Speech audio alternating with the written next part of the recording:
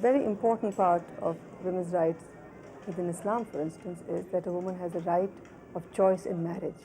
Now, this is one right which is just not practiced because of social norms or traditional practices, whatever you may call it. And what happens in Pakistan, the normal thing is that marriages are arranged by families.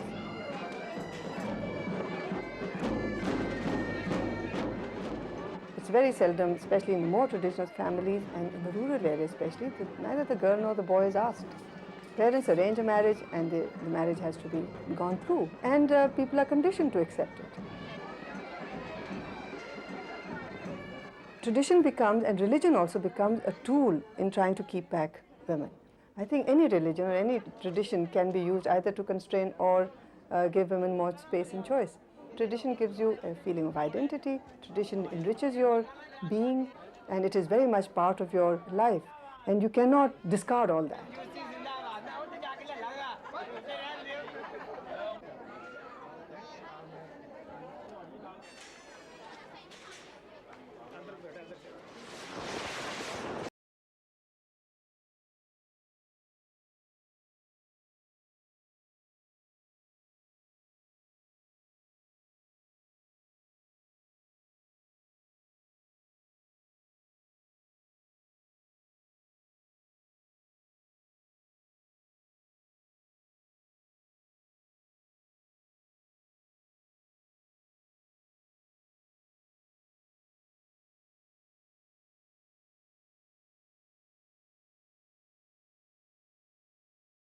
The normal procedure in Pakistan is that the boy or the boy's family, the prospective groom's family, come in to meet the girl, and I felt that that was putting the woman out as a commodity, and I always protested against it. My marriage was a sort of a combination of the traditional in the sense that the families knew each other over a couple of generations at least, but the decisions were entirely our own, whether we wanted to get married or not.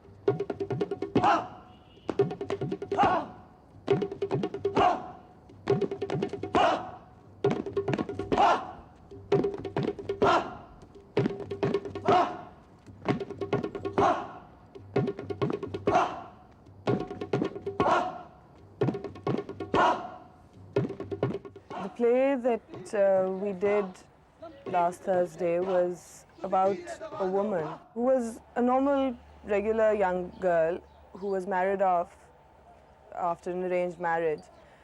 And her husband left her, and her in-laws treated her as a servant in the house. They made her do all the work.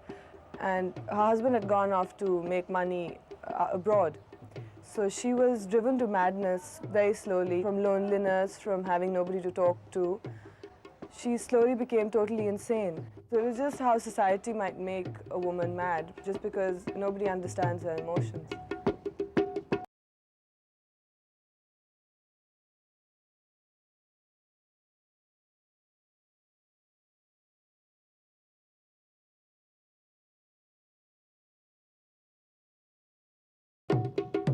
My daughter is involved with the theatre, especially with the alternate theatre, which is street theatre, taking up subjects which are socially very important and problematic. She is doing something very meaningful, and she's involved in it and is communicating, questioning a lot of things that are part of this society in terms of tradition and government policy even, which need to be questioned.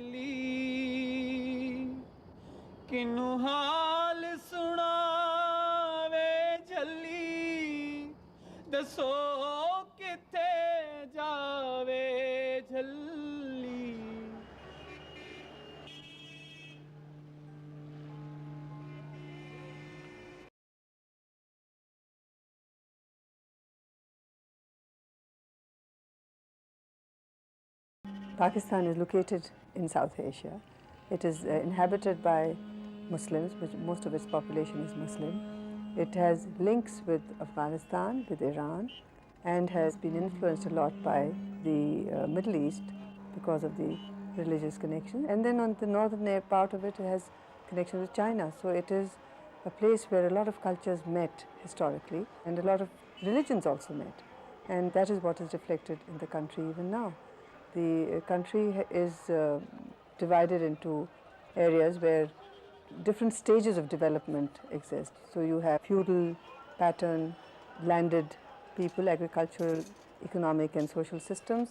Then you have the tribal, independent belt in the north. And then you have these new urban cities where life is at a different pace and is led in a different way, and they have been the most exposed to external influences. So there is a vast range of difference within the country, and there is also a unity within the country in terms of a similar religion, similar practices, and all these things determine people's lives and women's lives within it.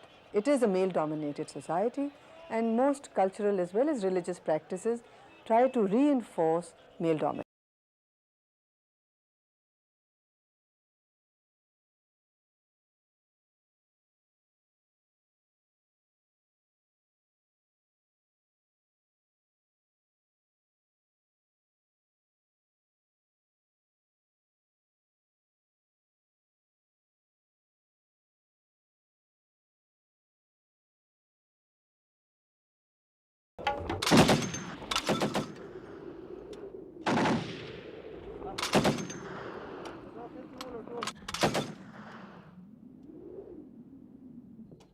If you look at Peshawar, it represents a tribal society which is ruled more by tribal codes and values, and religion is part of that value system.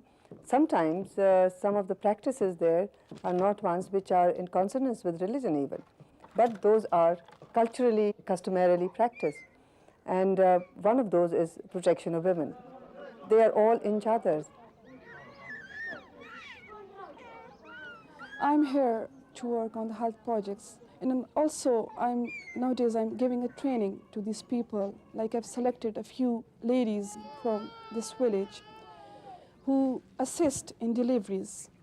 So I come every day, I take a class, tell them different things like how the baby lies in the body. So I make them understand again and again, because these women were never told by their mothers or their elder sister who were married how the babies come.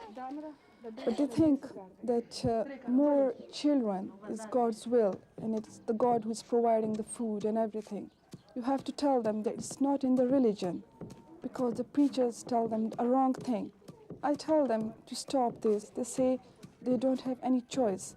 This is the men who want more children, because the men tell them that they are the second God after the real God, and they have to obey them because this is their duty. No, په دې مسله باندې خو د بعضې خلکو د مولانو نه هم تپوس وکړو که نه چې مطلب دی دا مونږ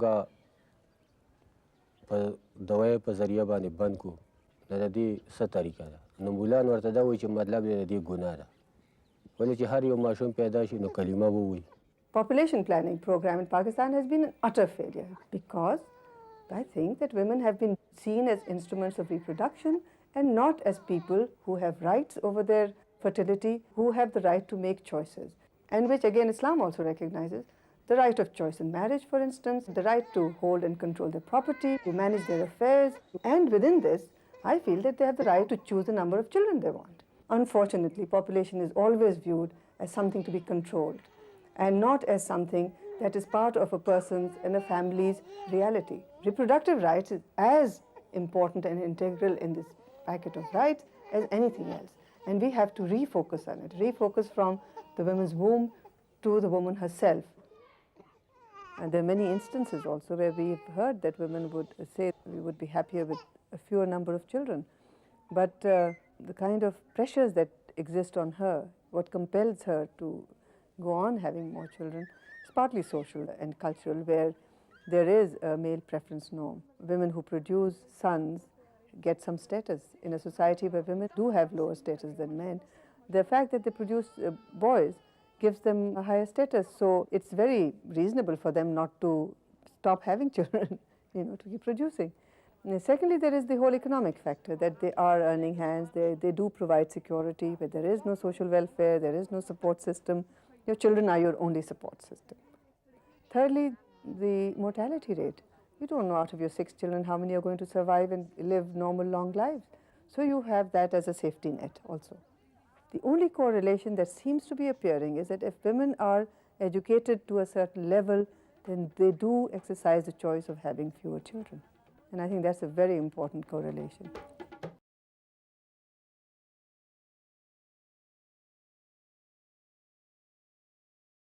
When we're talking about the women's movement in Pakistan, in the late 60s and early 70s, there was no women's movement as such. That was the time of the democratic struggle at its peak against martial law regime. And people who got politicized were the ones who got politicized for democracy. And it was progressive, left, socialist. Socialism was the slogan. And that mobilized a lot of people, including myself. Women's Action Forum is the organization that came into being really in a direct response to what General Zia-ul-Haq's military regime was doing. General Zia-ul-Haq introduced a number of laws which nobody knew the implications of. The first case under the Hudud ordinances, which is the law dealing with adultery and rape, etc. The conviction in that case is what really got people shocked. The man in that case was to be stoned to death, and the woman was to be flogged, 100 stripes. And this was at the lower court level. And it was at that time that women and women's organizations got very concerned, and Shirkat Gah called a meeting of concerned women and women's organizations in '81. And immediately, these people coming from different walks of life felt that they needed one platform to resist this kind of attempt. And it's been a decade-long metamorphosis of the organization. It included campaigning, it included demonstrations, it included taking on of police force when police came to stop demonstrations.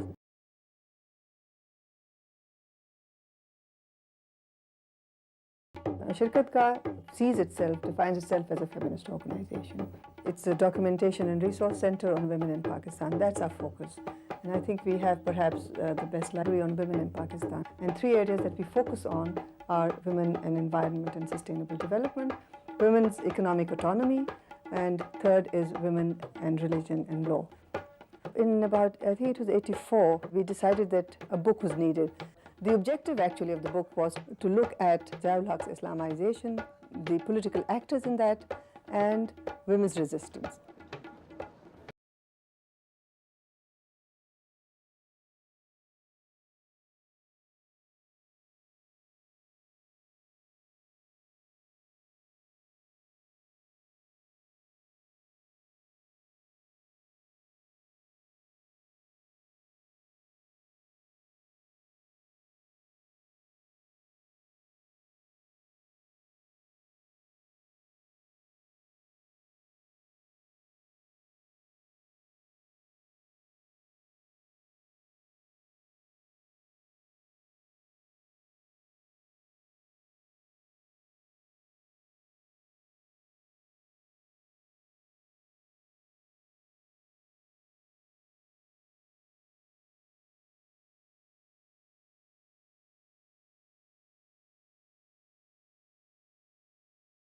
Shirkat Gah, set up as a documentation and resource center, initially sees itself as a facilitating organization, as a catalyzing organization.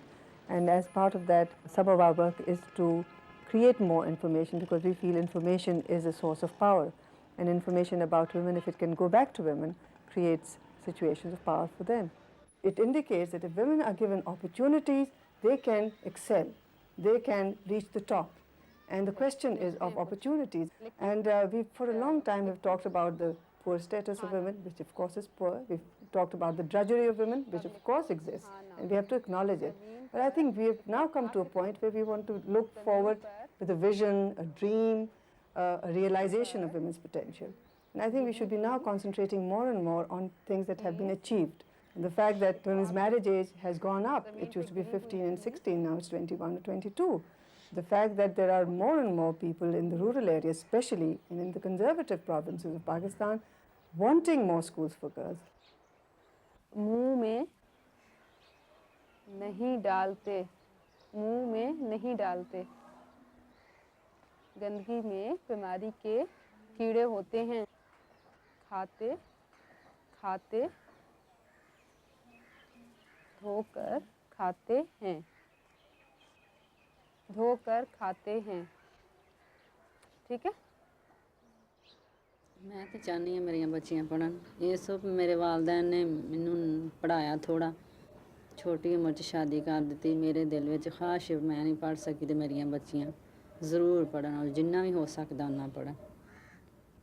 فرق په پکې دا پروزي چې نوکریو کې تنخواګانې به اخلي حکومت په ذریعه، څه ډاکټري یا داسې څه بله ذریعه څه بله ذریعه څه خو به ورته میلاویږي که نه. لکه اوس مطلب دی زموږ په ملک نصرت بټو دي راوتي دي، هغوی هم دغه تعلیم کړی چې تعلیم یې نه وی کړی، زموږ غوندې به کور ناست و، زموږ د دې ښځو غوندې. موږ وایو چې دا څیز د دې منځ وځي، دا زړه طریقه ورو ورو ختمیږي. سکول په ذریعه باندې مطلب دی چې د دې ذهنونه ښه شي. زموږ تعلیمونه نه دي کړي، که موږ چېرې تعلیم کړی وی دوی سره به موږ خپله خبرې کولې.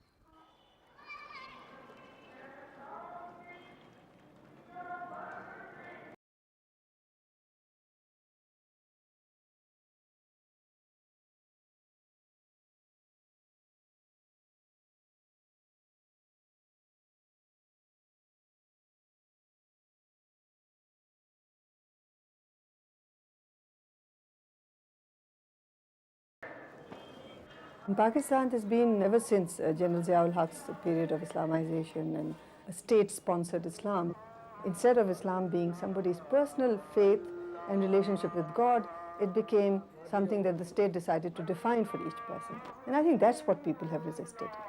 There's been a big debate on where women feature in this and what Islam permits and what Islam does not permit. I find that a lot of constraints on women in our society do not necessarily emanate from religion. Religion is used to keep them in their place, to see them as second-class citizens. In reality, I don't think that it is.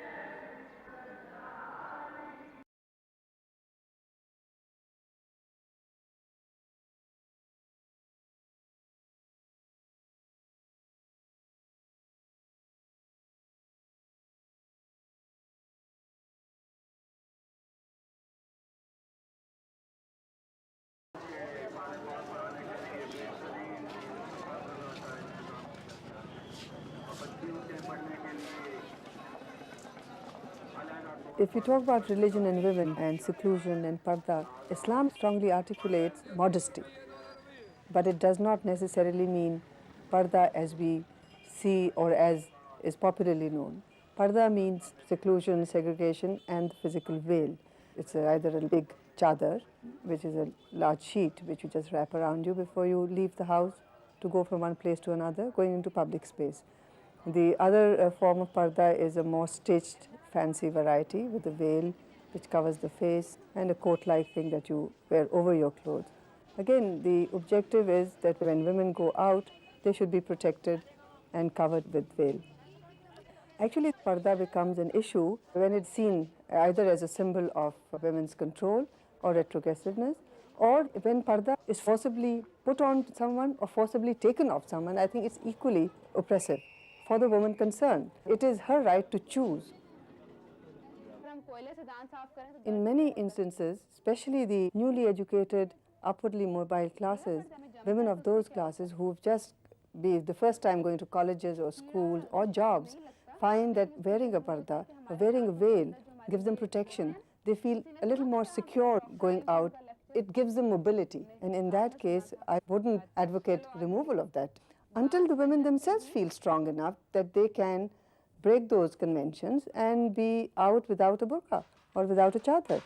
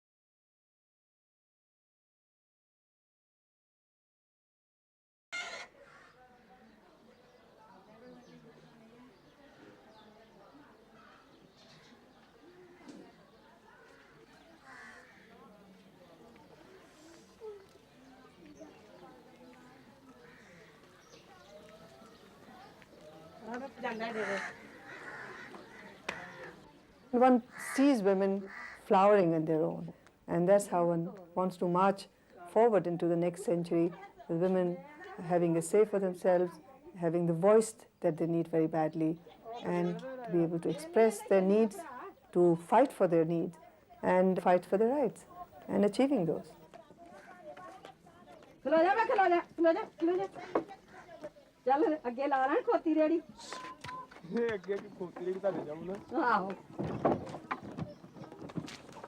Feminism generally is looked upon as male bashing. We, in Shirkatga and myself, we don't see our enemy as just men. We see our enemy as society as it has developed over the years. And we would like to work towards changing attitudes in society, a society which is based on tolerance, a society which recognizes individual privacy and the right to think and the right to make decisions. We want a change in mindset of men and women. And I don't see why feminism cannot operate anywhere or cannot be an ideology for any society, because we are all actually ultimately trying to fight patriarchy, male domination.